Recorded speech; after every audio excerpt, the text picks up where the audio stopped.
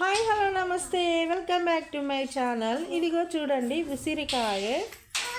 నేను ఈరోజు ఉసిరికాయ పచ్చడి చేద్దాము అనుకుంటున్నా. ఇవి 2 రకాల పచ్చళ్ళు చేస్తాను. ఏంటిదంటే ఒకటి పచ్చికారంతో పచ్చడి చేస్తాను, పచ్చిమిర్చి వేసి. ఇంకొకటేమో ఒట్టి కారం ఉంటుంది కదండి, మనం డైలీ కూరలలో వేసుకునే కారం. ఆ కారంతో కొన్ని చేస్తాను పచ్చడి. ఇవి ఇంకా మీకు చూపిస్తాను. పచ్చళ్ళు చేసే ముందు వీటి గురించి మీకు చెప్తానండి. ఒక ఫుల్ వీడియో చేస్తాను, చూడండి. వీటి వల్ల చాలా బెనిఫిట్స్ ఉంటుందండి. అసలు మెయిన్గానంటే సి విటమిన్ అయితే పుష్కలంగా ఉంటుందండి ఉసిరికాయలలో.